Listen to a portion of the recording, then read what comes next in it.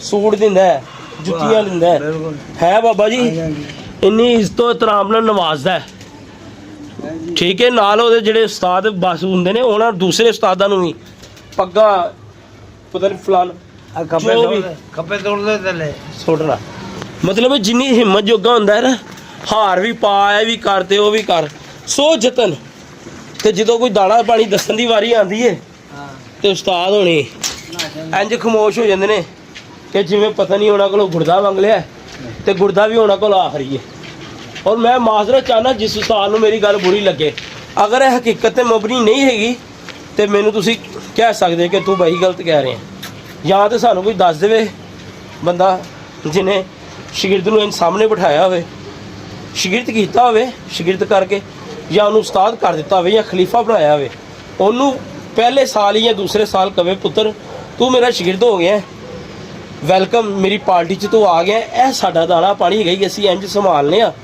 जे बच्चे तू इस तो बेहतर संभाल सकना तो अपने दाने पानी तेरे करी आ, नहीं तो साडे पिछे चल पै यह दाना पानी।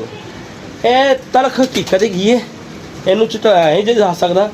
सारे उस्ताद तकरीबन मैं जिन्होंने साडा वाह पिया मैं उन्होंने गल करांगा, मे भी कोई उस्ताद दसदा भी होवे, मतलब अगर सोचो एक दो उस्ताद ने दस्सिया ना वो फिर ना होने दे बराबर ही हुंदा है, ठीक है। बाकी अल्लाह इस तरह रखे, परेशानियां अल्लाह पाक दूर करे। इत्थे इंशाअल्लाह असी शामी अज फिर जाना है ते हाँ जी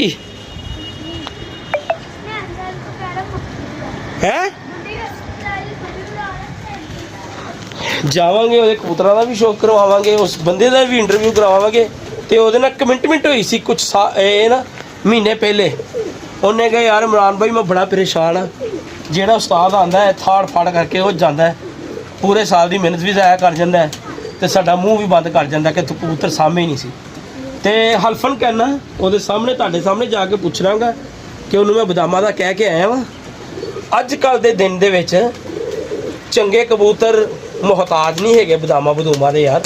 ਜੇ ਵਾਕਈ ਮਤਲਬ ਹੈ ਮੈਂ ਇਹ ਵੀ ਨਹੀਂ ਕਹਿੰਦਾ ਕਿ ਉਸਤਾਦ ਚੰਗੇ ਨਹੀਂ ਗਏ, ਚੰਗੇ ਨੇ ਉਸਤਾਦ, ਜਿੰਨੀ ਕੁ ਹੈਲਪ ਹੋ ਸਕਦੀ ਹੋਵੇ ਆਪਣੇ ਕਾਰੀਗਰੀ ਵਿਖਾ ਕੇ ਖਰਚੇ ਘਟਾ ਕੇ ਅਗਲੇ ਦੇ ਰਿਜ਼ਲਟ ਸ਼ਾਮ ਤੱਕ ਲਿਆਇਆ ਕਰੋ ਤਾਂ ਕਿ ਅਗਲਾ ਮਾਇਲ ਹੋਵੇ, ਅਗਲੇ ਨੂੰ ਪਤਾ ਲੱਗੇ ਕਿ ਯਾਰ ਤੁਸੀਂ ਉਹ ਠੱਪੇ ਕਬੂਤਰਾਂ ਨੂੰ ਉਡਾਤਾ ਹੈ, ਠੱਪਿਆਂ ਤੋਂ ਬਣਾ 9 10 11 ਵਜੇ ਵਾਲਿਆਂ ਨੂੰ ਸ਼ਾਮਾਂ ਤੱਕ ਬਿਠਾਤਾ, ਇਹ ਸੀਨ ਹੁੰਦਾ। ਤੇ ਬਾਕੀ ਅੱਲਾ ਬਿਹਤਰ ਕਰੇਗਾ। ਬਾਬਾ ਜੀ ਸ਼ਾਮੀ ਜਾਣਾ ਤੇ ਕਿੰਨਾ ਕੁ ਬਾਬਾ ਜੀ ਉੱਥੇ ਸਾਨੂੰ ਟਾਈਮ ਲੱਗਾ, ਗੱਲਾਂ ਬਾਤਾਂ ਹੀ ਕੀਤੀਆਂ ਨਾ, ਖੁੱਡੇ 'ਚ ਗਏ, ਖੁੱਡਾ ਵੇਖ ਕੇ ਸੀ ਉਹਨਾਂ ਨੂੰ ਕਹਿ ਦਿੱਤਾ ਸੀ ਕਿ ਤੁਹਾਡੇ ਕਬੂਤਰ ਸੂਝੇ ਨੇ, ਖੁੱਡਾ ਖੁੱਲ੍ਹਾ ਸੀ ਤੇ ਸਾਡੇ ਬੜੇ ਪਿਆਰ ਨੇ ਜੀ ਹੈਗੇ ਨੇ ਜਿਨ੍ਹਾਂ ਦੇ ਅੱਗੇ ਉਹ ਮੁੰਡਾ ਸ਼ਾਗਿਰਦ ਹੈ ਤੇ